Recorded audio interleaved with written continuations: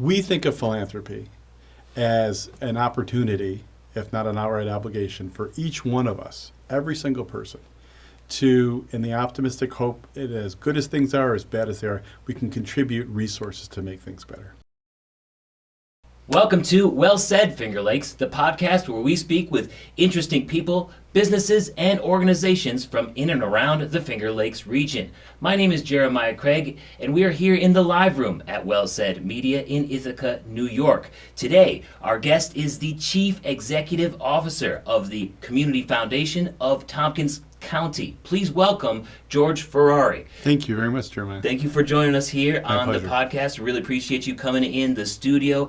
And we're hearing about all the great work that you do in and around Ithaca and Tompkins County all the time.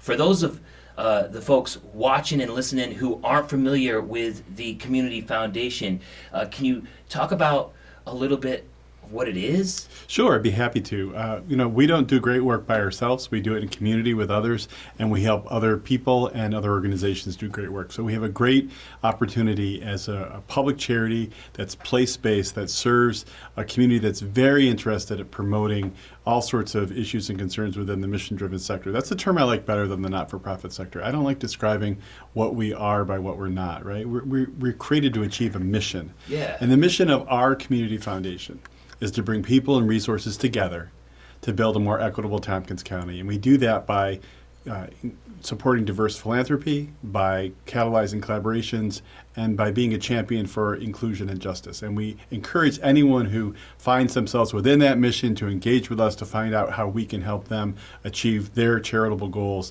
within that mission of this organization as well. I really like that. Mission-driven is what it is. It's very much more action-oriented. Like, it makes me feel like you are getting stuff done. Well, we have a society where at least we used to believe, whether we believe this anymore or not is maybe open for debate, but there were certain goods and services that were so important to the healthy functioning of a society that they shouldn't be decided upon solely on market or capitalism choices, right? It's not only about making money, it's about creating a thriving community for everyone in that community. And that's what our mission-driven organizations do. We exist to achieve a mission. And we encourage and invite and celebrate and honor anyone who wants to engage in that mission. And being a community foundation means we need an entire community to do this work.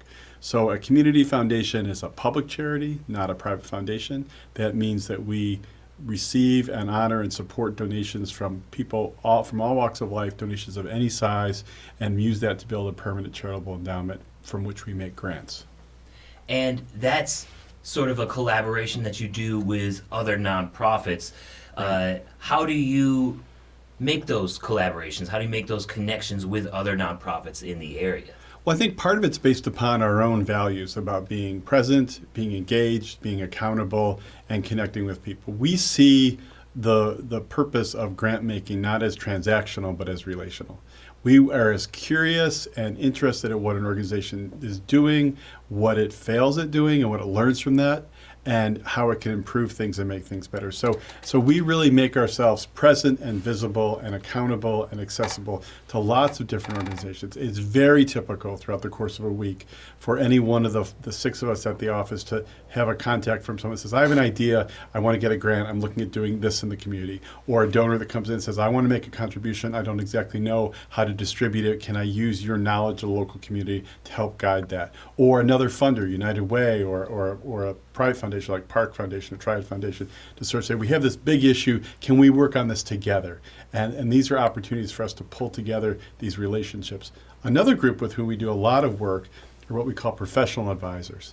Those are people who are estate planning attorneys, wealth advisors, tax accountants, insurance professionals who in the course of their work are working with individuals to help plan their financial life. And oftentimes a question about how to make a charitable gift or how to do some charitable planning comes up. And we very much look forward to the opportunity to talk with those individuals and provide some guidance with that. So we're always out there. We're always welcoming people to come and connect with us. I love that. And the fact that you are staying active and are the go-to folks for that is really important, and kind of it must be an honor that people come to you and say, I want to do something cool. Where should I do this? Very much so. And philanthropy is a weird word. People sometimes react negatively to it, but we think of philanthropy as an opportunity, if not an outright obligation, for each one of us, every single person, to, in the optimistic hope that as good as things are, as bad as they are, we can contribute resources to make things better. And we help guide those contributions of resources. And we often think about 6 different types of resources that everyone has access to and can make a contribution of. The 3 classic ones that people think about a lot, and each one of these resources begins with the letter T. Perfect. So they're easy to remember. Time, talent, treasure. So treasure, financial contributions, certainly, but we're not only about, or even primarily about money. The time that people take to learn about a need in a community, to understand from a variety of lived experiences what the possible solutions are, is really important. The talent that they can contribute to help make things better. And then there are 3 other T's that are very interesting as well. Testimony, lived experience, trust, our belief that we can trust each other to do the right thing, and our ties to each other, our relationships. I love that. And the fact that they are all T's does make it really easy to remember. And it's not just the work that you're doing, with the resources itself, Right. but you're also educating the other side, I saw, through grants consultation and meetings for the grant writing cycle to help nonprofits with all of that paperwork. My question to do with that is what has the effect of those grant writing meetings been? Because it seems like I have no idea where to start if I was to try to make a grant. It seems like a very complex thing. So that service has to be of huge help to some of the nonprofits in the area. It is, and our Chief Inclusion and Community Engagement Officer, Gloria Kwaku, leads that up for us. So what Gloria does, we all do this, but Gloria leads us in this, is meeting with people, helping them put down into a report to us or an application to us what their hopes are for the work they're doing, what are the needs they see in the community, and what's their strategy for addressing those needs. So grant seeking should not be a mysterious, opaque transaction where you hope that what you write down is going to get the result that you want.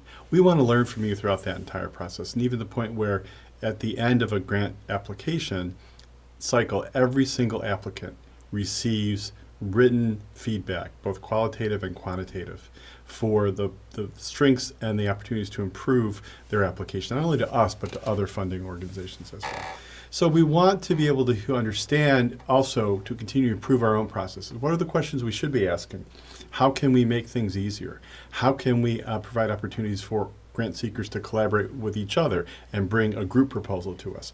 All those sort of things are really part of our role in what we call philanthropy magnified, or helping educate people, grant-seeking organizations and their staff and their board about how we do the work that we do.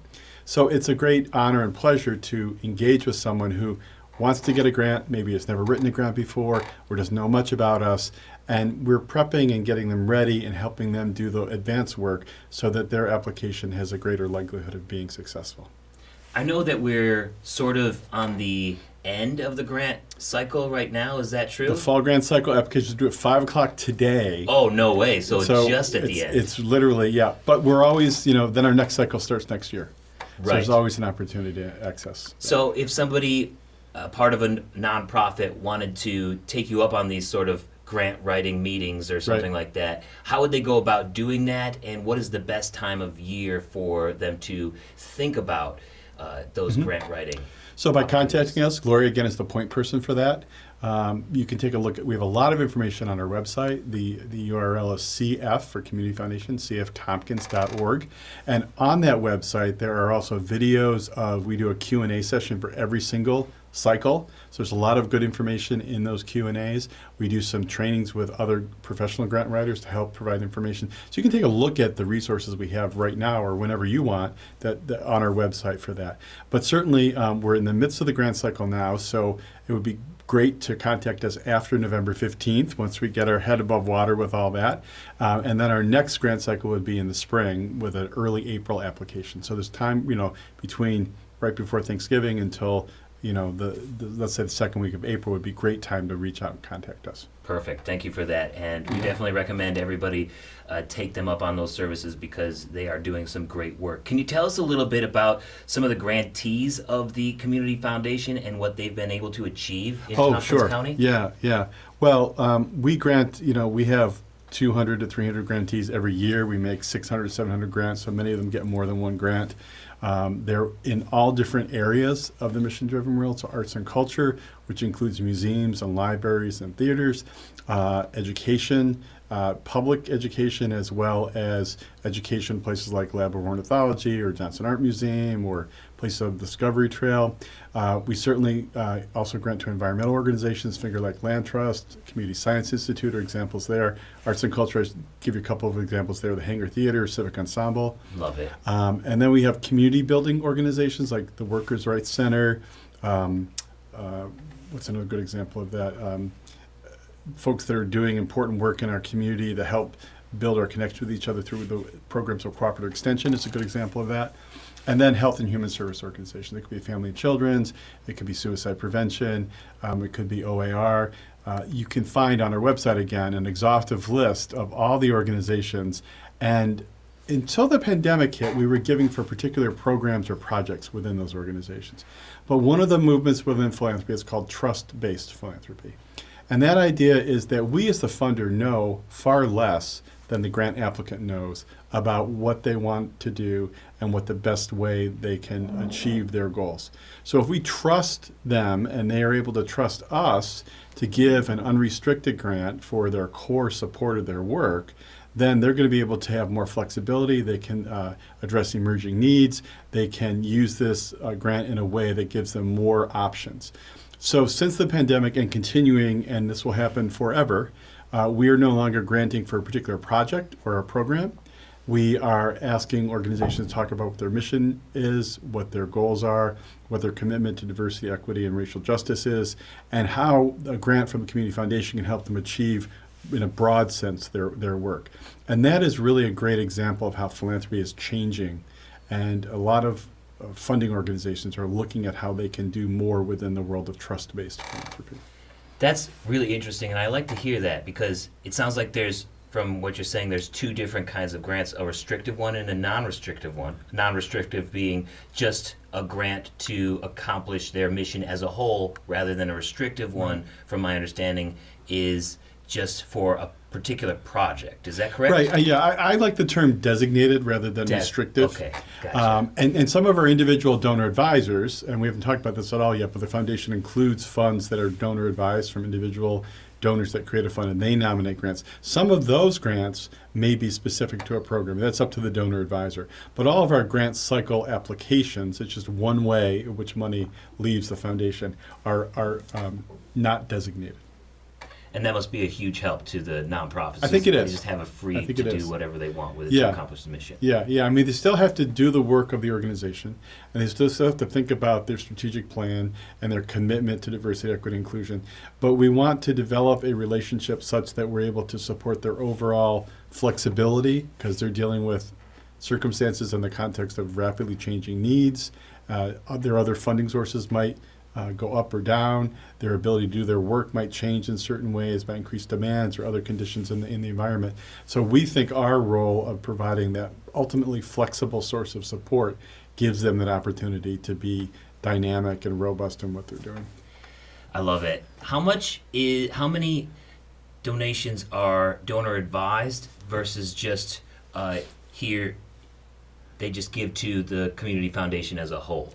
So not many people understand or know that this community foundation is a little unusual. Most community foundations have had, when they start, and we started in 2000, so we're still relatively young in the community foundation world, had an originating gift from a private foundation that helped support the operational expenses we have ourselves as our own mission-driven organization. Right. We never had that, so that means we need to raise about 65% of our annual operating every year. The rest is supplied by fees on the assets that we hold. So we certainly appreciate and are thankful for any kind of gift that comes into the Community Foundation, but core to our operating, we need to raise that money. And then about 65% of our assets are held in donor-advised funds. So that's when an individual donor advisor gives a portion of money to start a fund, and that can be either endowed, meaning that you're only using a portion of it every year, so it exists forever. We talk about being in the forever business. Or it can be expendable, something shorter than forever, whatever that might be. It might be 5 years, it might be 25 years. And so we have a number of donors who start and add to their donor advised funds over the course of the years. And that still represents a majority of our assets and gifts, both, that are coming into the foundation. And just to complicate things even a little bit more, we have other kinds of funds as well. Field of Interest Fund, the Women's Fund is a well-known one of those. It's not a donor-advised fund. It's not money that we can use to operate the foundation, but it helps us create a pool of money from which we can make grants to a particular issue or topic, children and youth, the environment, homelessness, et cetera. So those are really nice in-between kind of funds that have a certain level of flexibility, but are still pretty clearly defined for a particular what is called a field of interest or topic or area. Our newest one of those, brand new, no one knows about this yet, is we've created a fund for the town of Lansing, not the government, but for people who live and work and do mission-driven work in the town of Lansing. And Andy Schraba, a very generous philanthropist in our community, has helped to start that fund. And that money will be forever set aside to address needs within the town of Lansing. And that could be for arts, it could be for human services, it could be for elders, it could be for the environment. So that's an exciting way to think about the flexibility of the Community Foundation that allows a donor to say, I'm not picking a particular topic or issue, but I am wanting to create sort of at a hyper-local level within those folks in Lansing, resources for those folks, and inviting other people who think similarly to make a gift into that fund as well. So that's a kind of exciting brand new fund we just started. Well, thank you for sharing that news here on the podcast. Breaking news. Yes, that's incredible. I don't want to get too far ahead of ourselves here, but are you planning that for other towns? We certainly would love to talk to other people who live in the town of Ulysses or Caroline and Danby and Groton, et cetera, who want to follow that model and understand the value of creating a fund set aside and dedicated toward folks who are in those communities. We'd love to see that. That's beautiful. I hope that all the towns in the area become a part of something like that. I think that's going to happen. I think that might happen. I hope so. That's awesome. We were talking about the different types and sectors that get resources from the Community Foundation. One of the last ones that you mentioned, the Health and Human Services sector, was also, from what I saw on your website, the biggest. It is. And it makes up a third or something like that. It varies, but it's a pretty good chunk of the grant making we do. Absolutely. Is that part of the Community Foundation's mission, or is that where some of the donors want to see some of their resources shared? So I think why that, of the 5 categories, that is often the largest dollar amount of grants and the numbers of grants we make both. I think that's a couple of reasons. That's a sector that's very well developed here in the mission-driven world. We have a lot of providers in that particular category, and we have a lot of individual donors who have given to those organizations throughout their history of giving, and then they just replicate the history when they work with us. And it also is somewhat the easiest to understand, right? A food pantry is really clear. Daycare center is very specific. The work that's done within the Youth Bureau is very clear. So those are organizations that are meeting needs, and part of our great joy, our meeting our staff and our board, is to serve a community that is very entrepreneurial in how it thinks about creating the mission-driven world here, right? This is a place that says, we're not settling for the status quo. We're not doing it like every other place. It's not good enough for us. So you have a lot of organizations who address needs in particularly strong, passionate kind of ways. And many of them, although not all of them, are in that health and human service, particularly human service part of what we do. And that there are other organizations in other places, arts and culture and environment are 2 good examples, who don't maybe have as larger number of organizations, but they're doing important work as well.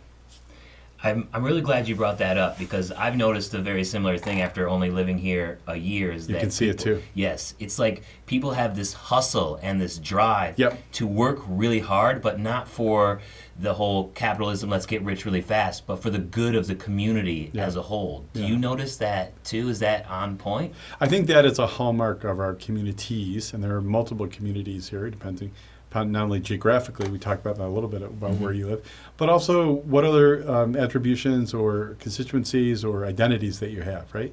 So this is a place that I think feels very strongly in many ways about improving and making things better for particular communities, and is very dedicated toward seeing how we can do more than what's usual or typical or standard. And there's an energy there, there's a verve there that's very exciting to be of service to that. And I think we replicate that as a community foundation. We don't really look like a lot of other community foundations as well. So that's part of who we are, and I think it's very valuable. It's part of the social capital that's of great value in this community. Not every community is like that. Some communities are not as well financially resourced. Some communities are not as well resourced in the area of imagination and optimism and hope. And we have a lot of that here, and that's Yes. very, very valuable. I agree. And in some of those other communities as well, sometimes it's not just the monetary resources that help, but it's also the time, like lending time right. to volunteering your time to do picking up garbage or just helping other people. Does the community foundation help people find ways to volunteer around the communities in that regard as well? We do a little of that, but there's a lot of other resources here. The United Way has a new volunteer management system. You can call 211. Individual organizations are recruiting for volunteers as well. We certainly can help and advise people. We don't want to replicate what other organizations are already doing. We want to kind of supplement it. Yeah. I think our role in community philanthropy as a community foundation is to do 4 functions with 3 resources. Right? What are those functions? We acquire, we steward, we analyze, and we share. So we take in, we take good care of, we learn from, and we circulate. 3 resources. We've already talked about each one of those resources, but specifically those resources are financial resources. Donors give us gifts. We invest those gifts in socially responsible ways, hope that they grow, and they do. Those assets are then prudently cared for, and then grants go out in the form of that financial resource. Informational resources. What are the needs of the community? What are the best practices? Where are we not doing as well as we'd like? Where are there opportunities to make improvements, especially when you look at data and you disaggregate it by race, by gender, by age, by geography? You can see some pretty stark differences. Right? It matters when you're dealing with systems that are present, like racism, how that affects young men of color, their unemployment rate, right? It looks different than if you just look at a total rate. So we want to look at those pieces of data. And then relational resources or social capital, our connection to each other, our volunteering in the community, our engagement with local government. Those are things that we also acquire and steward and analyze and share as much as money. So this gives us a community toolbox. And it's a toolbox for everyone. Everyone should have access to this toolbox. And the more people engage, the better solutions we're going to have and the better results we're going to see. Thank you for that answer. That was spectacular. Lots of information there. And I'm so glad that you brought up the data aspect of it Yes. too. Because I noticed on your website that you have several data interns from We do. Cornell and things like that. And I was kind of curious about that, but I didn't put it on my questions for today. But since you brought it up, I'm just out of my own curiosity. Can you tell me a little bit about the data analysis that you do here? So I don't do a lot of it, so I can probably tell you a little bit about it. We should bring the Cornell interns back to talk more specifically. They are brilliant, and they know all sorts of software tools to analyze the data that we collect. We just, about a year ago, last December, we did a data migration and left a software system we had into a newer, much more robust kind of software system. So our ability to query it, to analyze the data that comes out, and to be able to use that to guide what we do is just expanded. That's why we recruited these Cornell interns that have been great. So we look at data around donors, how often they give, their amounts, their trajectory over time. We look at data from grants in terms of who's applying, how many organizations have received, how many have received year over year. We look at data about our corporate sponsors and supporters, who they are, what we can do to better address their needs so they can continue the relationship with us. We look at data from surveys that we conduct. We ask donor advisors, what are the services you're looking for from us? How are we doing? What can we do to improve? What are our fees like? What do you think about the work that we're doing in the community? So there's no end to the kind of data that you can use. But it's really important, I think, to think about when you ask for data, why are you asking for those data? How do you plan on using those data? And how will that guide decisions you make about the programs and services you do? So we're just beginning to kind of scratch the surface. I'll give you one quick example. We are looking, we've centralized a commitment to diversity, inclusion, and racial justice in all of our work. And we went back and looked at grants and looking at how, if they in any way used a social justice strategy. Is it a racial equity strategy? It's a resource strategy? Is it serving rural community? And we've coded those data over the past 4 or 5 years. And we're looking at, without a specific goal yet, we will develop those goals, but just given what we've done, how are we doing with those grants? And we found, for example, 79% of our grants had some form of a social justice strategy in the work that we're doing. That was really interesting to us. If we don't look at those data, we'd never know that. Right? So that's one quick example. There's a lot more even within that area for us to do. Oh, without a doubt. And once you start getting into the data, then you notice other opportunities that are readily available to you and the community as a whole as well. Absolutely. And we're looking for feedback from the community. What kind of data would you like us to look at? What do you think is important to guide the work of a community foundation? How would you like to engage with the work that we do? We conduct, we started this at the beginning of the pandemic. This year we flipped it from monthly to every other month. A half an hour, quick Zoom, 30 minutes called Let's Talk. And we invite in a leader from some sector. It was a housing, childcare, mental health, whatever it might be. And we invited our donors so that they had an opportunity to learn. Again, this is the concept of acquiring, stewarding, analyzing, and circulating information about what's going on. We hear about housing affordability. We hear about lack of childcare. We hear about transportation challenges. What can the folks who are in the front of doing this work talk to our donors directly about? And that's a lot of qualitative data. It's not a lot of quantitative data, although we have some good quantitative data there too. Mm-hmm. But it's really interesting to see people learn in this very quick lunchtime, 12 to 12:30 opportunity, and then that gives them a chance to think about where to go next to learn even more. And I'm sure that through the questions that they ask at the end of it, you're able to gain some information as well. Yeah, you find some really interesting questions being asked. There's a lot to everything that you've explained so far, and it seems like kind of it can get overwhelming. And one of the things that always it makes me think about, I guess, is the planning behind a yearly nonprofit or mission-driven. Can you tell us a little bit about the strategic planning that goes into the Community Foundation and why it's so important for nonprofits to make an impact with strategic planning? Sure. I think you have to have intentionality and purpose in the work that you do, because the work can get so big, the resources can appear or feel so small that it's easy to get stuck or paralyzed. So strategic planning is about prioritizing opportunities, yet remaining flexible when your forecast may not turn out to be exactly what you thought it was going to be. So, part of our strategic plan is to have more discretionary dollars, more flexible dollars ourselves to make grants, because we know the needs are outpacing what we're being asked for. We can't fund everything. And now some applications are not worthy of funding. But honestly, that's a small percentage of what we get asked. By the time we get an application, if we work with them, it's usually a pretty darn good application. So that's one area. We also want to become better known. Community foundations can be so complex and complicated and rambunctious. We're like a little puppy, right? We're really interested in this and this and this, and we want to play over there. And, let's go out and run over there. So there it can be hard to kind of figure out what we do. And we really need people, and we're still young. We're 23 years old. We really want people to know that we exist and know what we do and know how they can engage with us. So that's part of our strategic plan as well. And then I mentioned a little earlier, certainly centering diversity, equity, inclusion, and racial justice. When we had an opportunity to look at our staffing a year and a half ago, we recreated some of our positions, including a new one for community engagement and for inclusion and community engagement, those two things together.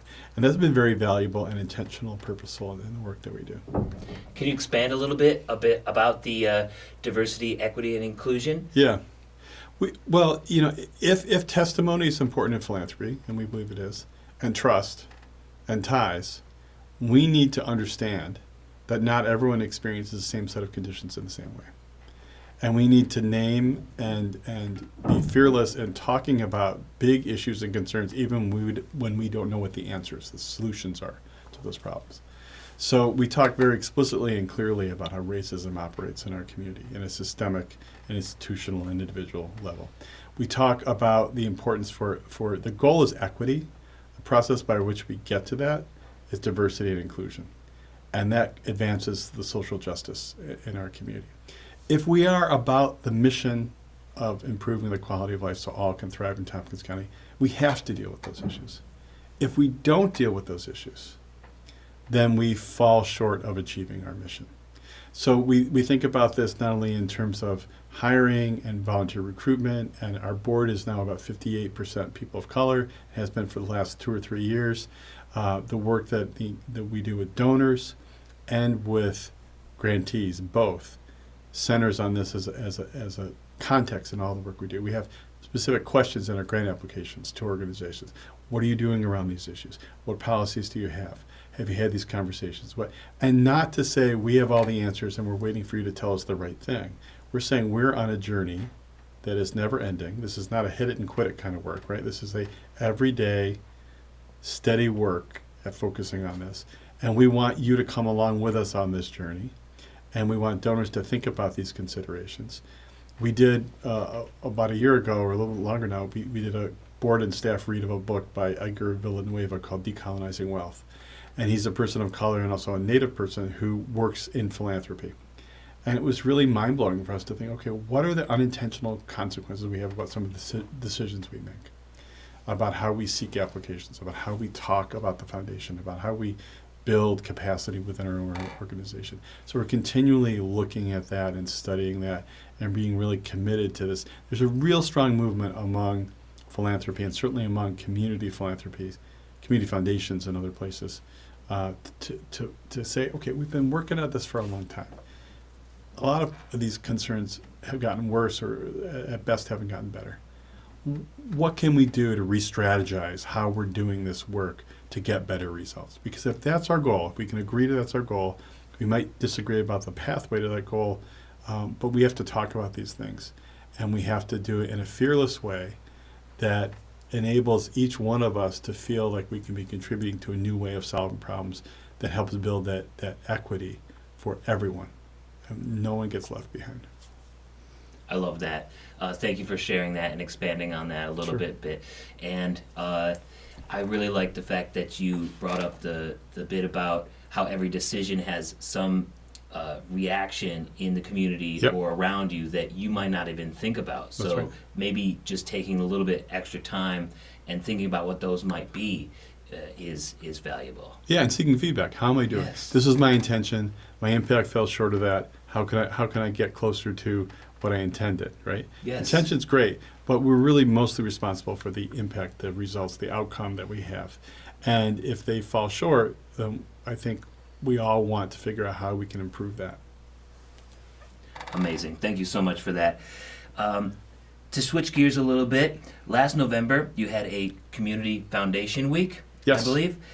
Do you have another Foundation Week planned for this year, and what does it look like? We do. It is a national event. Wow. National Community Foundation Week is always November 12th to November 18th. It's sort of set to be right before the holiday of gratitude as people are coming together in families and hopefully thinking a little more explicitly about how we can show appreciation and gratitude. And we'll have a number of activities that focus there. We're not quite yet firmed up on everything at this point in time, but we will be celebrating that. And then there's also a National Philanthropy Day that falls in this community. Our local chapter of AFP, the Association for Fundraising Professionals, conducts a luncheon and provides awards to recognize individual and organizational philanthropists. And that will be happening this year, November 17th. So those are two big autumn time activities for us as Community Foundation Week, November 12th to the 18th. National Philanthropy Day this year is November 17th. Perfect. Put it on your calendars, everybody, because that's going to be a great time. Check our social media, our e-newsletter, all that information. Yeah. Perfect. And thank you for bringing that up, too, because I'm interested in how people can support in different ways the Community Foundation. Sure. Well, we love it when people ask us questions about what we do. We love it if you can sign up, if you're interested in signing up for a monthly e-newsletter. A lot of information happens there. Our website, again, is cftompkins.org, for communityfoundationtompkins.org. And there are listings on the website about news, activities, things that are happening, as well as events. So we're just less than a week away now from one of our largest events, our Women's Fund Luncheon. Will be happening October 16th up at Ithaca College. It's a great way to connect with us. We're always recruiting for grant review team members. So if you're interested in serving in a short period of time, pretty deeply, reading applications, meeting with other grant reviewers, coming up with recommendations, providing feedback to grant applicants, that happens 3 times a year. And you can access an application for that on our website in the employment and volunteering section of the website. We recruit for board members, committee members, office volunteers. We're a fun group of people. It's fun to hang out with people who really are thinking creatively about how to serve the community. I love it, and I'll vouch for that. You are certainly a fun person to hang out with, and thank you for hanging out with us today on the Well Said Media podcast. Thank you for watching and listening today, everyone, and don't forget to subscribe. And if you're interested in video services, please, you can learn more about us at wellsaidmedia.com. Thanks again, George. Thank you very much.